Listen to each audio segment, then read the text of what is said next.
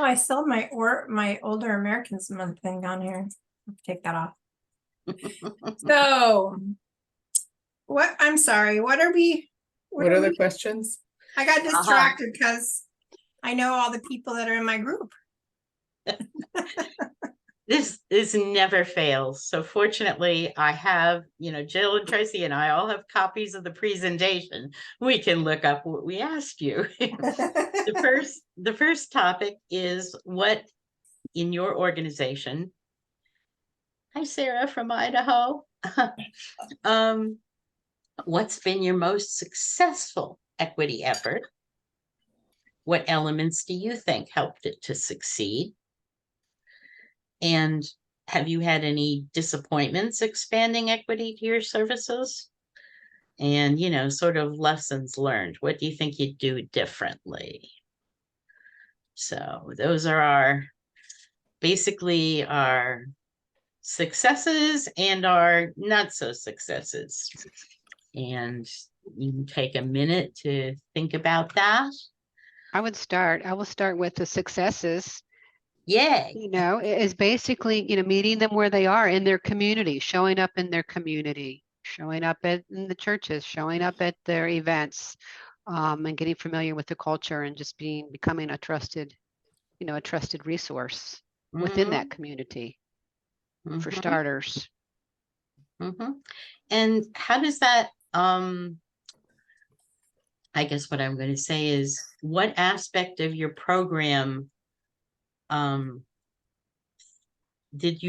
that like planned from the beginning? I mean, there's no right or wrong answers. I was just curious because some people struggle to come to that level. Well, we'll use our Hispanic kinship community, for example.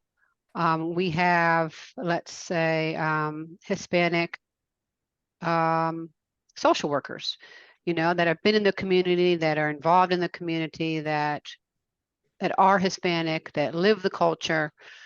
So that's really, the basis behind it. The foundational basis is, hey, you got to be a part of the community, for starters. You got to be a part of whatever community you're trying to reach with equity, if that makes sense.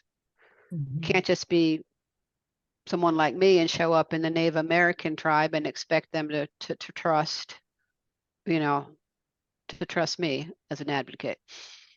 So working with trusted community members that are already working within those populations or living within those populations.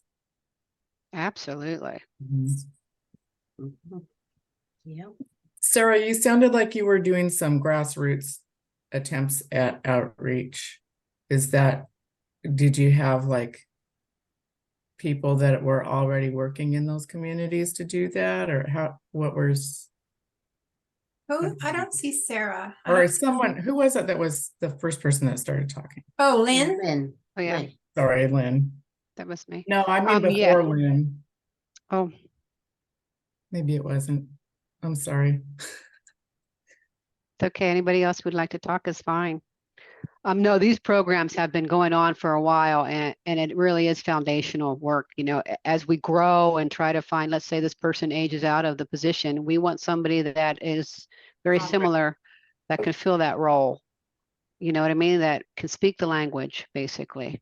Yeah, that's what we finally learned before we did the pilot for the S'Klallam tribe here in Washington. We finally, the only way we were ever going to get people to engage there is to hand it over to them and let them, develop their own pilot program for respite. And it's had a lot of bumps getting other organizations on board within our government, but it's starting to, I think, take off. And I think if we get the next grant, we're going to try to expand that to other tribes. It really seemed to take off when we were able to get out of the way. Good point, because Absolutely. respite is different in each culture. It doesn't mean the same thing. Well, we have our own rules and regulations in Washington State about training. And so we had a training consortium that was already put together to conduct training for respite providers, but that didn't fit. We found that it wasn't a good fit. And so once we kind of stepped back and said, hey, let's do this other partnership and you can develop your own training. The tribe already had all the components and all the partnerships within their own tribal community to put together a beautiful training. So why do we need to, be Yeah. talking about that? So Yeah, they just basically needed the money and they were off and running. And yeah. Wonderful. That's so cool. So anyone else in the circle have any successes to share or things that are in process that look like they're going well? Well, Barbara, I just wanted to mention that I think that the ability to track demographics and of all kinds, like rural and urban, and just every kind of demographic you can think of that you have at PAVE has really been beneficial in helping us to pinpoint where those silos might be, or where we have, big service gaps and participation gaps. So it's helpful. It's useful to have a tool in place that you can capture all of that. Oh my gosh, we've only got 3 more minutes, according to Tracy. Wow. Sarah, you've Sure. Come I'll to say just a few words. I think one of our successes has been we have a statewide caregiver alliance. And one of the ahas that emerged out of that alliance meeting was a comment from someone within the system of, we never get any complaints from individuals that are from the Hispanic community. And so someone in the group said, well, is it available in Spanish?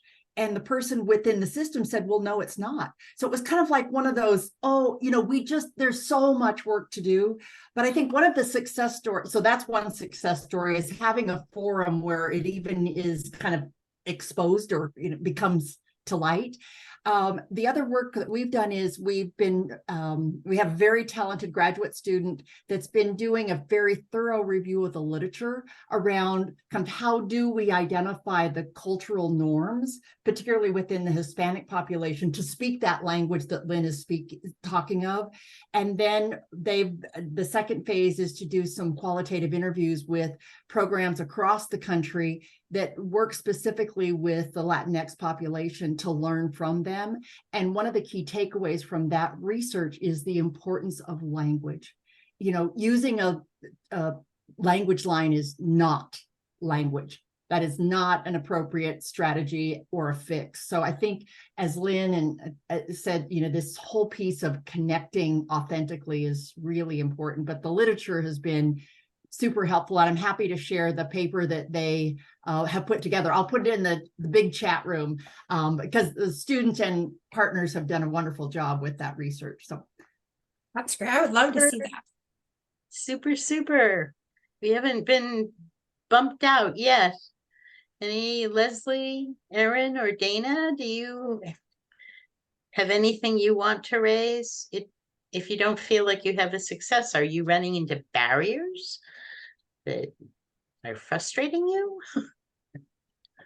This is Erin. I am in Colorado.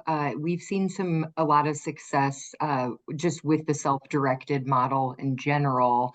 I think that we've been able to reach more people. It's a simplified, in a lot of ways, process, but we still struggle with a lot of language barriers, and not only language barriers, but even when applications are submitted on caregivers' behalf, like on a caregiver's behalf, it's hard for us to connect directly with that caregiver, and it just doesn't seem to go as well when there's someone in the middle, and I don't know, it just kind of it's not successful. We don't see our vouchers get used, and I feel like we can't count them among have they got access to respite care through our program. So Yeah.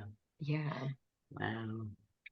So listen, if we get cut off in mid-voice, please, if you want to share something, drop it into the main chat and we'll gather all the wisdom up, as Tracy would say. Bye. Bye. I'm going.